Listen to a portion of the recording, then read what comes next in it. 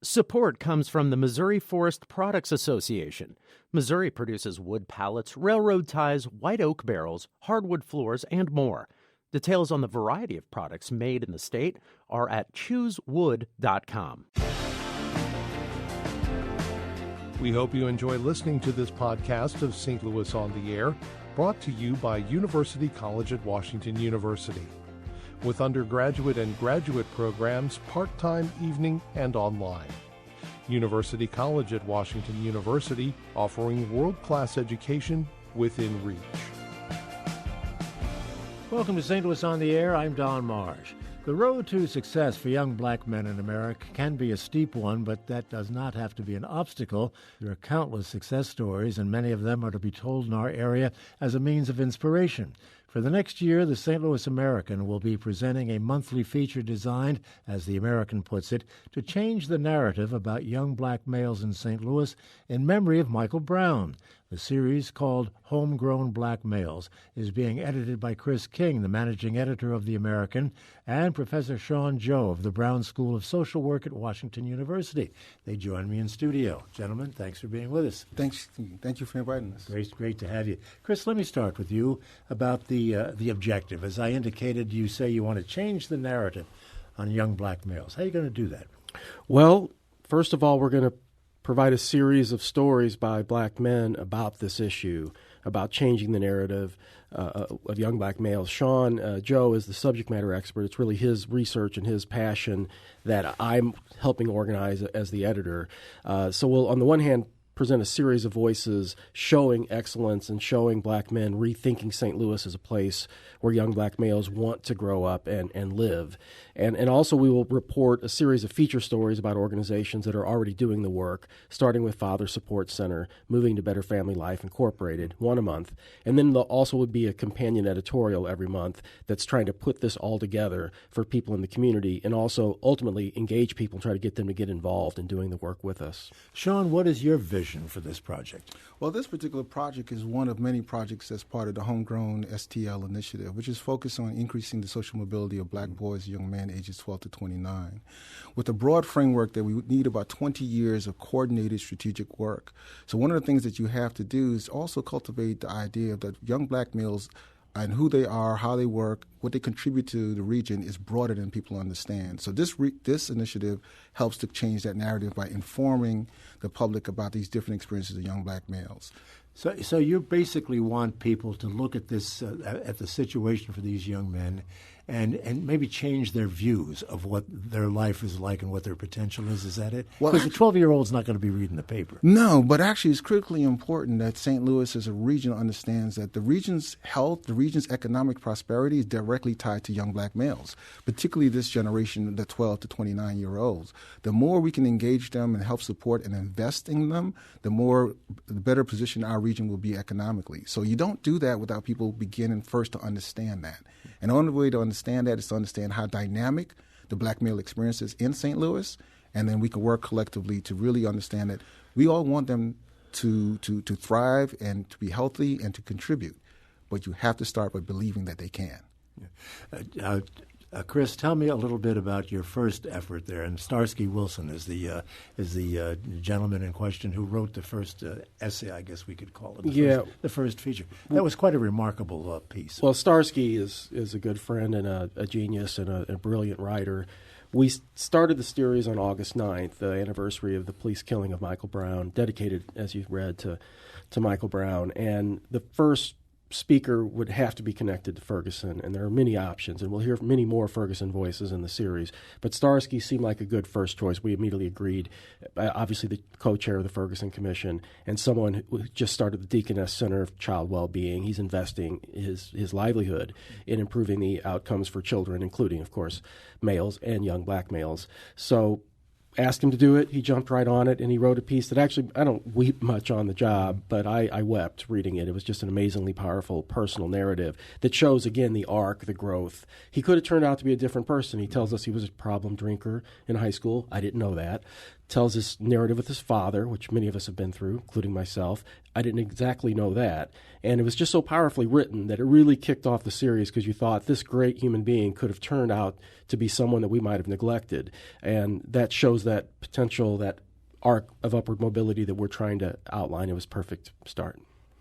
And Sean, you're going to be looking at other people like him or unlike him. I imagine you're going to have quite a wide variety of, I almost call them mentors. When I read the Starsky Wilson, I thought, this is a mentorship program. Well, actually, it's really to show how dynamic it is, because Starsky's experience is one of many that others can relate to. And our goal is to show young voices, older voices, those who are more known and those who are unknown. The primary goal is to envision how young black males or how black males are contributing to the St. Louis region, and for us to have a deeper understanding of that experience. So with Starsky, what I loved it doesn't have to be a sad story for him to tell.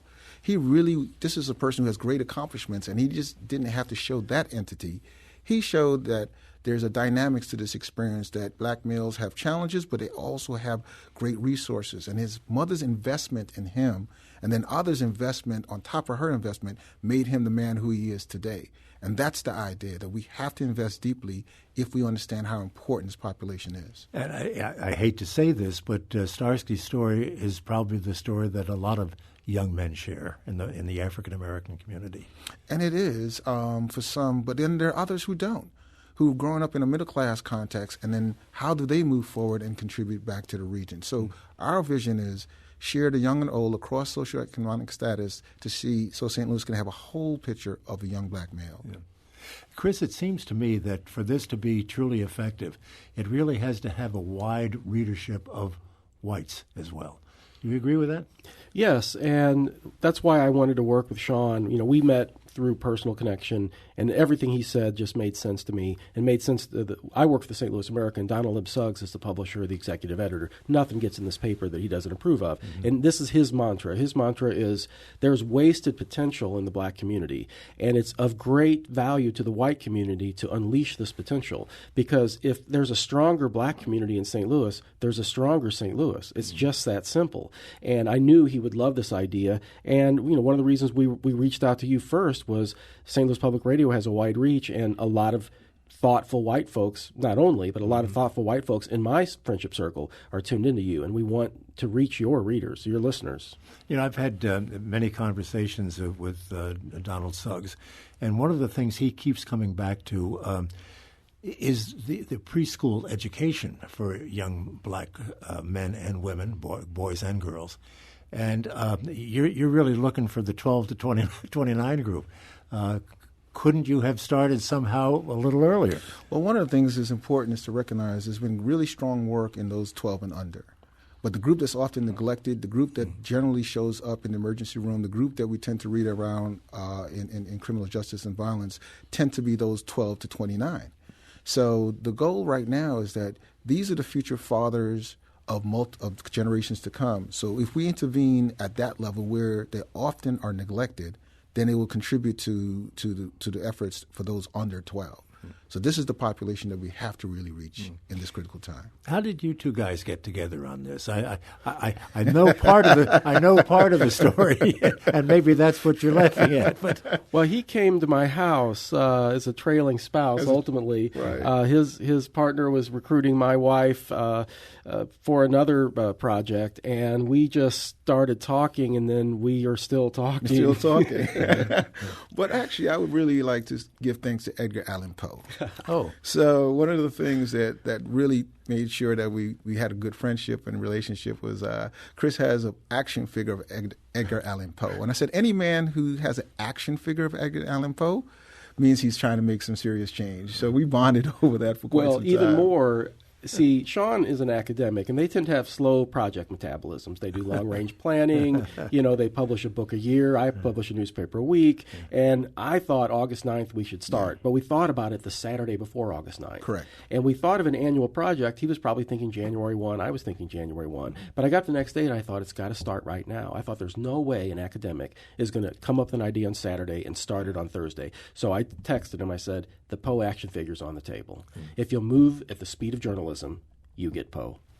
Did you get whiplash? I'm getting Poe.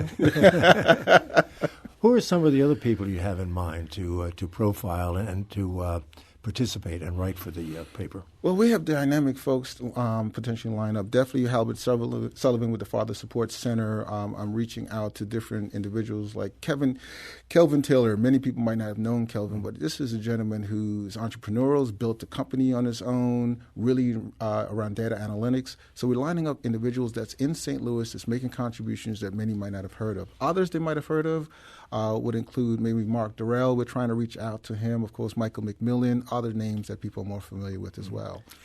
Any sense of cautionary tales, perhaps, of people who, maybe got off the path and went in the wrong direction for a while, but learned from that experience? Well, it's kind of interesting, Joe. I'm not sure how to interpret that. I can think about adults, or are you talking about youth? I'm thinking. Well, either way, there are lessons to be learned from failure as well. I think what I'm trying to highlight, the lesson is not to believe these young people can't make a contribution to St. Louis. I think that's the primary lesson for me. And for young people who might be listening, or young adults, they have an opportunity to provide leadership, and we have to create a pathway for their voices to be heard. And I would like to continue to try to encourage that. Well, what I'm thinking of those maybe who have had problems of one sort or another, and want to be motivated to get back on the right track. Well, we are going to do a Father Support Center client who is a success story, but was incarcerated and has worked his way out. So it's not going to be only good news, I might say, but ultimately it's a positive message we have. And we are going to kind of thematize it by month. As for what's coming up, and the first month will be all focused around Ferguson for the most part. Like the next columnist, we have State Rep Bruce Franks Jr. this week, Stefan Bradley, who was at SLU and is now out in L.A., who was very important in Ferguson, and then the newly Democratic nominee for State Rep, Chip Price, Whiteley Price IV, Chip Price, who was also a Ferguson protester. This is all a tribute to Michael Brown. Why did you choose Michael Brown and this anniversary for this project? Well, one of the key things, the Homegrown Project started off based on the idea that Michael Brown represent broadly the Ferguson conversation. And despite the racial equity that people wanted to address, one of the things that was left off is this was a young black male. So the thought now, St. Louis has been engaged in a 4-year-long process about reimagining itself to some extent. Now, not all of St. Louis, but many are. So our thought was, imagine St. Louis in the context of if Michael Brown could have thrived and achieved all he had available for him to achieve. And it was really easy to anchor it in that way for me, because the work of Homegrown is dedicated, focused only on black males. And it made sense at that point for me to think. And the ideas are all Sean's, but and the idea of changing the narrative is his idea, and I loved it. And I immediately thought of a narrative that I always wanted to tell that we'd never put in the American before, and that is that crazy story that Darren Wilson told to the grand jury, that he felt like a child in the arms of Hulk Hogan. Both of these men were 6'4", right?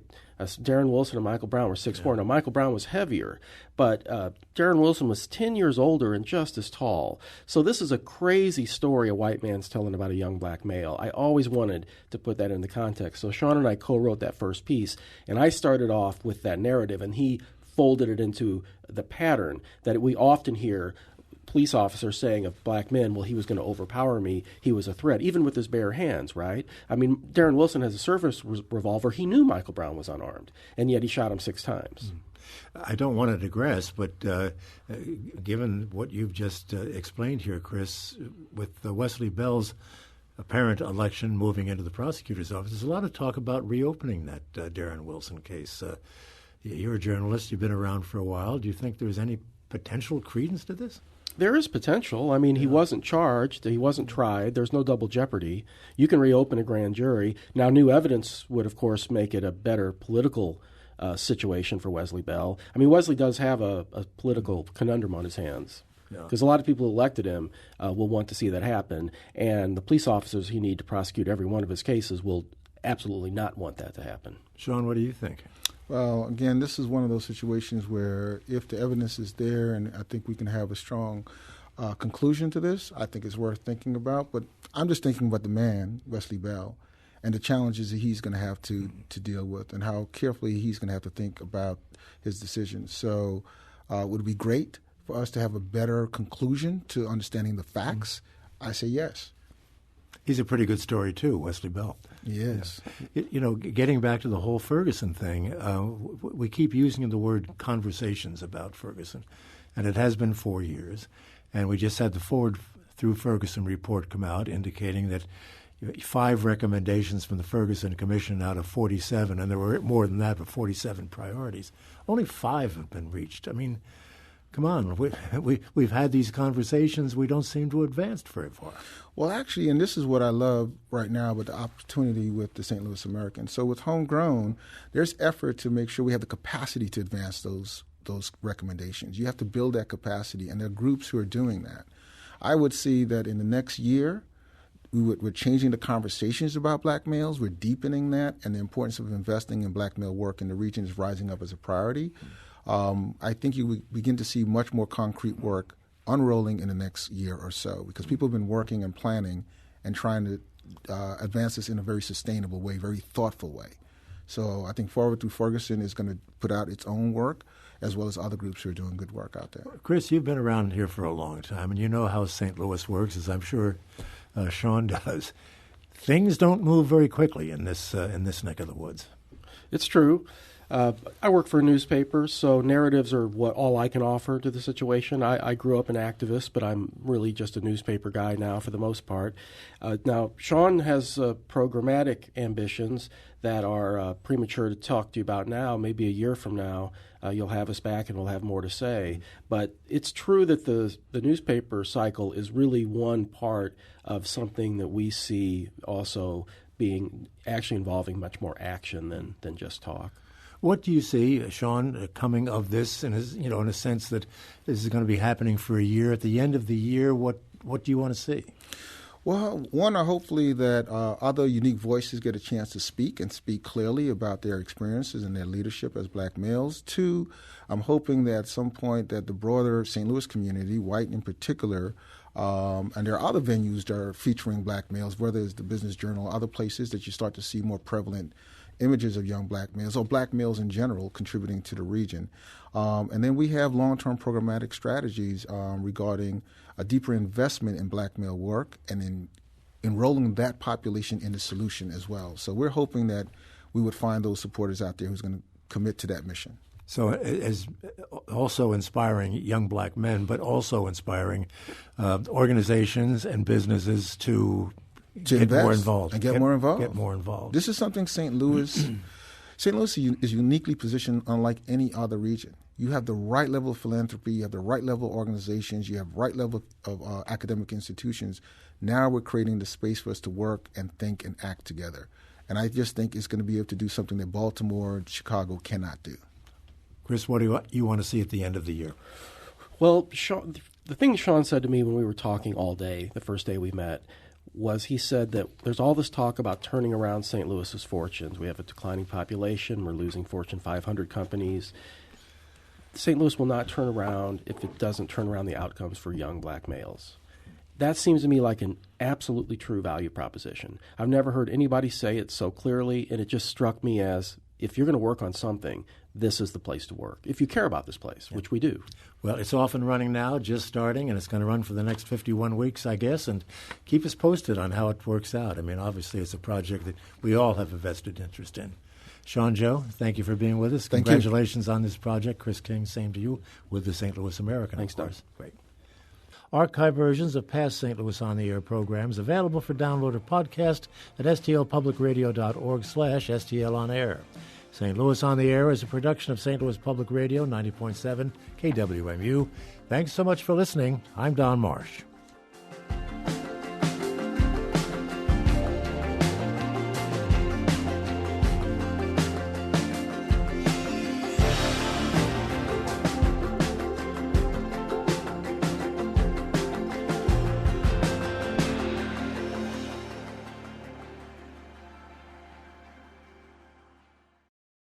Support comes from the Missouri Forest Products Association.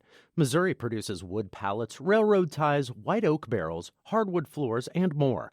Details on the variety of products made in the state are at choosewood.com.